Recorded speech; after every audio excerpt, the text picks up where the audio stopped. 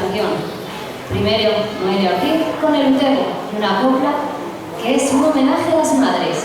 Después Felipe Sorando, quien gusta de mostrarnos la jota como vehículo de expresión de ironía y humorismo para los aragoneses. Y por último, Esther Villarroya nos ofrecerá un canto bravo que estremece el alma a quienes amamos nuestro cantar, el juicio oral.